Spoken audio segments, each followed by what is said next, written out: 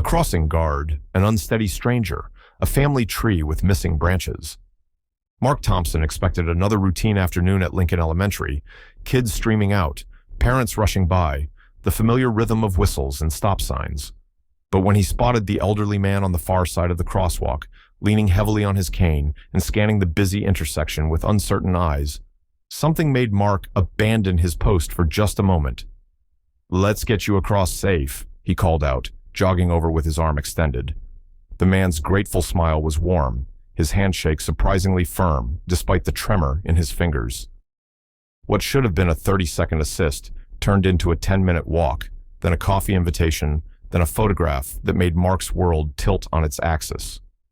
Sometimes the people we're meant to help aren't strangers at all. They're family we just haven't met yet. This is Hopeful Horizon. Before we dive in, drop a comment with where you're watching from, and subscribe for more stories that prove the smallest detours can lead to the biggest discoveries. Mark had been working the crosswalk at Lincoln Elementary for 3 years, and he developed an eye for people who needed extra help. Kids with heavy backpacks, parents juggling coffee and car keys, elderly visitors moving slower than the light cycle allowed. But there was something different about the man standing on the opposite corner that Tuesday afternoon.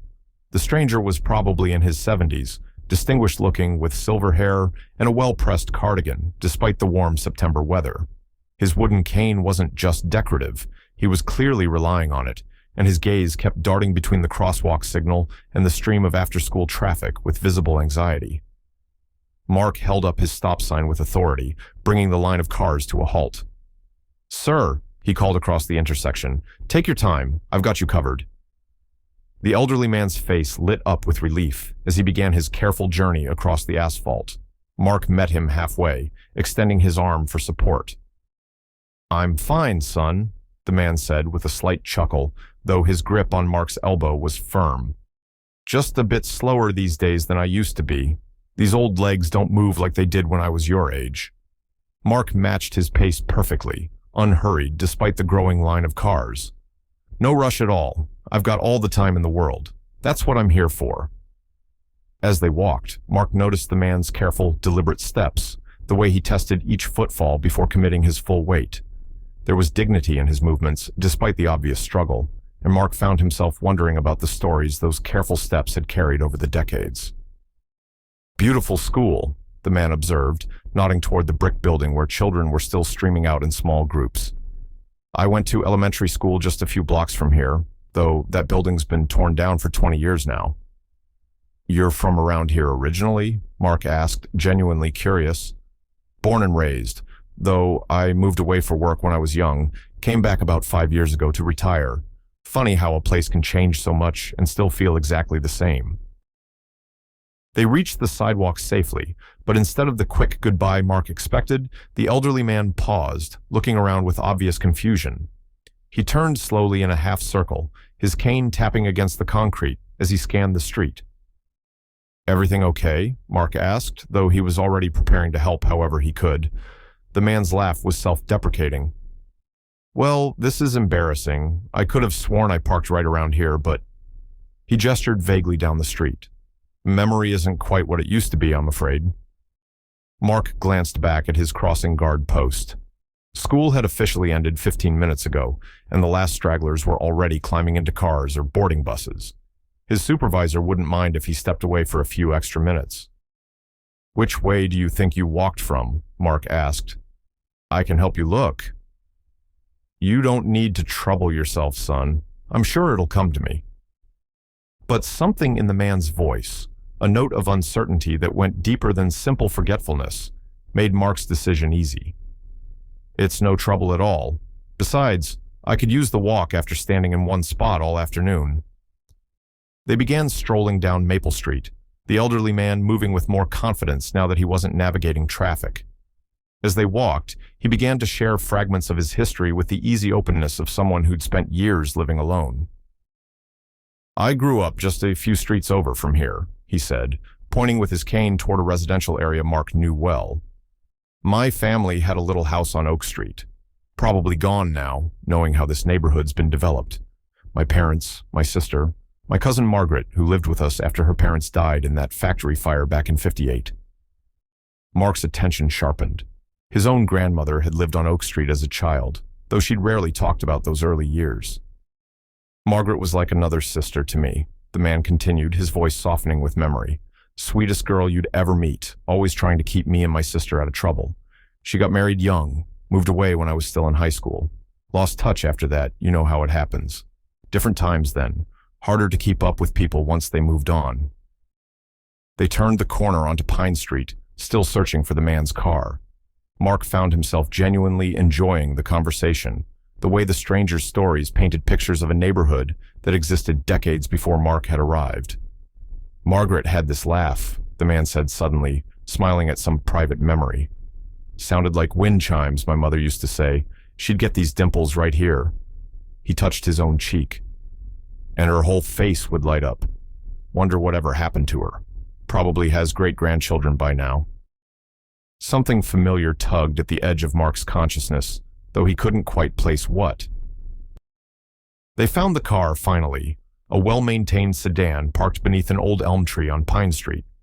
The elderly man's relief was palpable as he pulled his keys from his pocket. There she is, he said fondly, patting the car's roof like it was a faithful pet. Sometimes, I think this old brain plays tricks on me just to get me some exercise, Mark smiled. Happens to the best of us. My grandmother used to say that growing older was just God's way of making sure we stayed humble.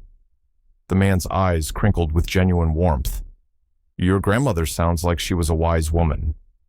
She was. Raised me, actually, after my parents died in a car accident when I was 7. Tough as nails, but gentle as anything when you needed it. Something shifted in the elderly man's expression, a flicker of recognition or curiosity that Mark couldn't quite interpret. Well, the man said, extending his hand for a proper introduction, I don't think I ever properly thanked you, or even told you my name. I'm Walter Kowalski, and you've been incredibly kind to a foolish old man. Mark Thompson, Mark replied, shaking Walter's hand, and you're not foolish at all. We all need help sometimes. Walter studied Mark's face for a long moment, as if trying to solve a puzzle. Thompson, he repeated slowly. Mark Thompson, and your grandmother raised you, you said? That's right, Mary Thompson. Well, Mary Kowalski before she married my grandfather, but... Walter's car keys clattered to the ground. Kowalski? Walter's voice was barely a whisper. Did you say your grandmother was Mary Kowalski? Mark bent to retrieve the fallen keys, his heart suddenly racing, though he couldn't say why. Yes, that was her maiden name. Why? Walter's eyes were wide, his free hand gripping his cane so tightly his knuckles had gone white. Mary Kowalski, who lived on Oak Street, who lost her parents in the factory fire in 1958. The world seemed to stop spinning. Walter, Mark said slowly, the pieces clicking into place with almost audible precision. My grandmother's name wasn't Mary, it was Margaret. Margaret Mary Kowalski, but everyone called her Maggie. The elderly man sat down heavily on his car's bumper, staring at Mark as if he were seeing a ghost. Oh my God, Walter breathed. Maggie, my cousin Maggie, you're Maggie's grandson. Walter's invitation to coffee came 3 days later, delivered in person at the school crosswalk, with the kind of nervous excitement usually reserved for teenagers asking someone to prom. I've been thinking about our conversation nonstop, Walter admitted, as Mark finished his afternoon shift. Would you maybe want to come by the house? I'd like you to meet my daughter Susan, and I have some things I think you'd be interested in seeing. Mark arrived at Walter's modest ranch house on Saturday morning, carrying a box of donuts and 1,000 questions. Susan Kowalski Chen answered the door with a warm smile, and her father's eyes. You must be Mark, she said, stepping aside to welcome him in. Dad hasn't stopped talking about you since Tuesday. I was starting to think he'd imagined the whole thing. The living room was comfortable and lived in, with family photographs covering every available surface and the scent of fresh coffee drifting from the kitchen. Walter emerged from a back room, carrying a large photo album, the kind with pages that crackled when you turned them. I spent all week going through these, Walter said, settling into his favorite chair with obvious anticipation. Haven't looked at some of these pictures in years, but after we talked...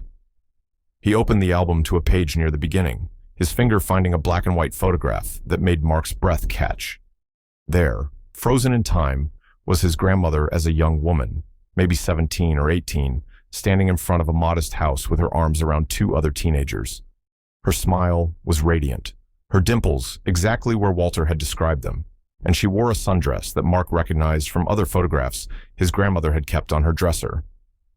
"That's our house on Oak Street," Walter said softly, pointing to the building in the background. "That's me on the right. Can you believe I was ever that skinny?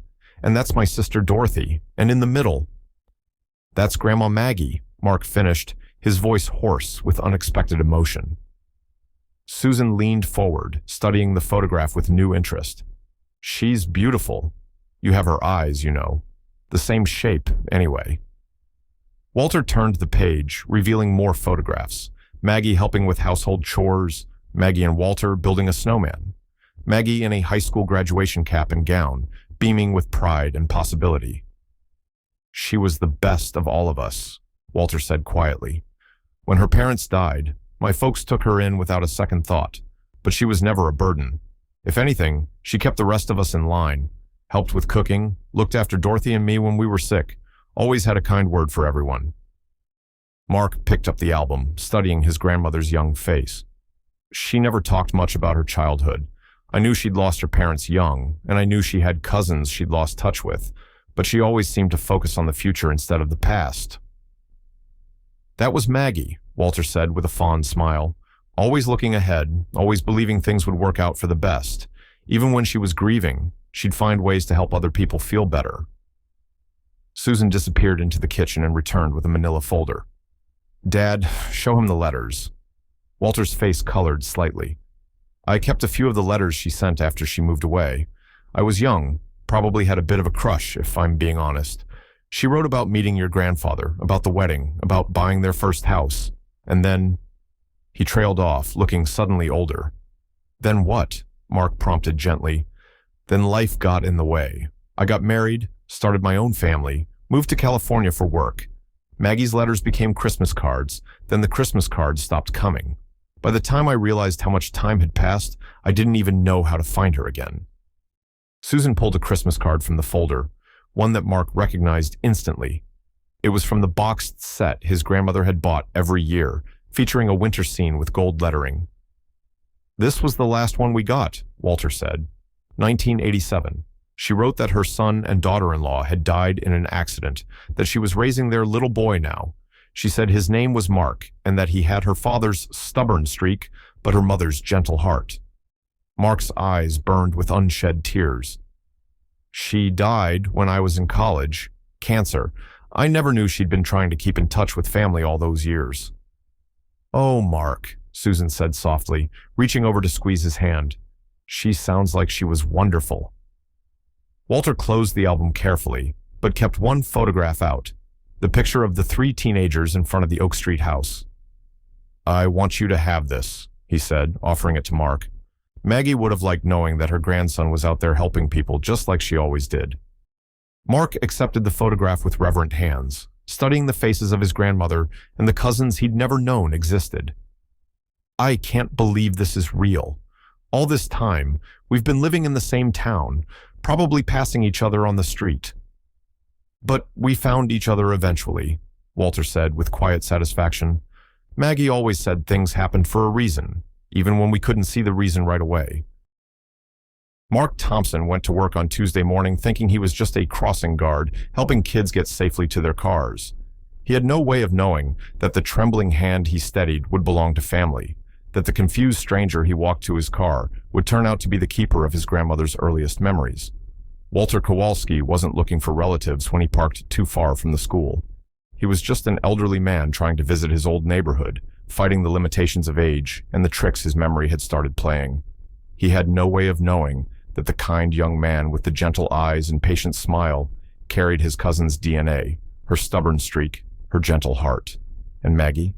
She'd been gone for 15 years, but her lessons about kindness, about always helping when help was needed, about believing that good people would find each other eventually, those lessons had been quietly shaping both men's lives all along. This story isn't about miraculous coincidence. It's about what happens when we choose to see the person, not just the task. When we offer our arm to someone who's struggling, Not because we have to, but because it's the right thing to do. When we take the longer route, because sometimes the longer route leads exactly where we need to go. Mark didn't just find a relative that day. He found pieces of his grandmother's story he never knew existed, pictures of her laughter he'd never seen, proof that the woman who raised him had been building bridges long before he was born. If this story made you think about the connections you might be missing, the family members you've lost touch with, the strangers who might not be strangers at all, let us know in the comments. Tell us, have you ever discovered an unexpected connection through a simple act of kindness? When has helping someone led you somewhere you never expected to go? Hit subscribe for more stories that prove the world is smaller and more connected than we realize, that the people we're meant to find will cross our paths when we're paying attention, when we're willing to extend our hands to those who need them. Until next time, remember that every person you help carries a story, a history, a web of connections that might surprise you. Your next act of kindness might not just change someone's day, it might change your understanding of where you belong in the world. This is Hopeful Horizon, reminding you that family isn't always about the people you grow up with. Sometimes it's about the people who help you understand where you came from.